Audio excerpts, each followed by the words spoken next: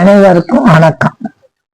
இந்த குழந்தை சாதாரணமா குழந்தை பெற்றவர்களுக்கு ஒரு மருந்து காலையில இப்போ ஆபரேஷன் பண்ணவர்களுக்கு எல்லாம் கொடுக்க கூடாது, அது கொடுக்கவே கூடாது. சாதாரணமா சுகப்பிரசவம் பிறந்தவர்களுக்கு காலையில குழந்தை பிறந்தா சாயந்தரம் ஒரு விரலி மஞ்சளை எடுத்து நல்லா பட்டு போல அரைச்சு அதனால அவ்வளவு உண்டைக்கு வரும்.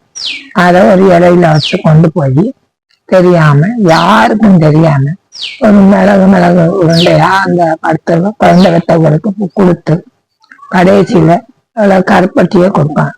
அதை சாப்பிட்டா அது சீரணமா, அதை வகுத்த பொண்ணு ஆத்தம். அது யாரும் பார்க்க கூடாது, பார்த்தா அது வகுத்துக்கு சேராது. அதுக்காகத்தான் பார்க்க கூடாது. தெரியாம மறைச்சு வச்சுக்கிட்டு ஒரு தண்ணி மிளகு உருண்டையா அவளை படுக்க வச்சு அவளுக்கு போடணும். அப்புறம் கருப்பட்டியை கரைச்சியில கொடுத்து கொஞ்சம் ஒரு மாதிரி இருந்தா அதை கரைச்சிக்கணும், கருப்பட்டியை சாப்பிட்டுக்கணும்.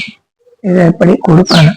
இதை காலையில ஒரு வேலை சாயந்தரம் கொடுத்துட்டோம்னா காலையில ஒரு வேலை கொண்டே கொடுக்கணும், ஒரு மஞ்சள். ஒரு சாயந்தரம் ஒரு வேலை கொடுக்கணும். 3 நேரம் சரியா போச்சு.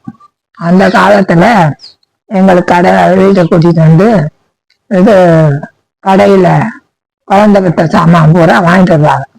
வாங்கிட்டு வந்து வேலைக்கு தலைக்கு ஊற்றிக்கிட்டு அன்னைக்கு பூரா வெள்ளைப்பூடை உரிச்சு வெள்ளைப்பூடை உரிச்சு சாயந்தரம் வதக்கி தலை குடிச்சவங்களுக்கு வதக்கி கொடுத்து தண்ணி கருப்படுத்தும் கொடுத்துருவாங்க. அதை பூரா சாப்பிடுவோம். சாப்பிட்டா அது இந்த தலை நீர் கோர்க்காம அதுகளுக்கு நல்லது. அதை கொடுப்பாங்க, அதை சாப்பிடுவோம்.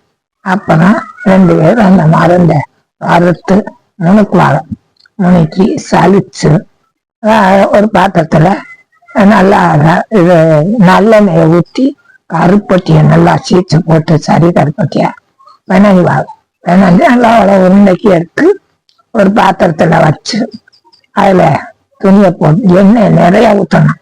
தேன் ஊத்துறவங்களும் ஊற்றுவாங்க, தேன் ஒத்துக்கிறாதவர்களுக்கு வெறும் நல்லெண்ணெய் ஊற்றி பிணைஞ்சு ஒரு பாத்திரத்துல வச்சு துணியை போட்டு கட்டி அதுல ஒரு இரும்பையும், அது சும்மா கட்டக்கூடாது, இரும்பையும் கட்டி வச்சுட்டா காலையில 10 நேரத்துக்கு தண்ணி உருண்டை கொடுக்க நெல்லுக்காய் உருண்டை அது சாப்பிடுற நேரம் அவளுக்கு கொஞ்சம் கொஞ்சம் கொடுக்கணும்.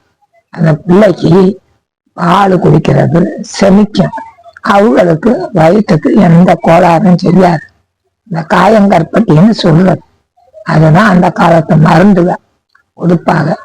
அப்புறமா இப்ப அப்புறம் என்ன செஞ்சுட்டாங்க, இது யாரு முடிஞ்சுக்கிட்டு தெரிஞ்சுக்கிட்டு மெடிக்கல்ல குழந்தை வெற்றவர்களுக்கு காயம்னு விற்கும் டப்பாவில.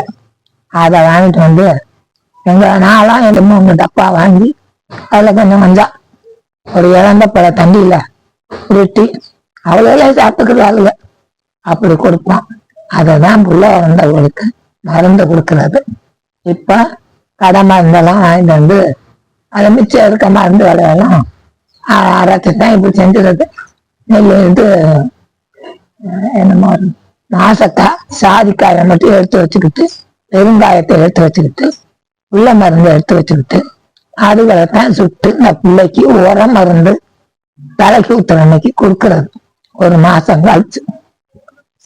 இப்படித்தான் அந்த காலத்துல குழந்தை வெற்றவர்களுக்கு கொடுத்துருக்கோம். இதை செய்யணும். நன்றி, வணக்கம்.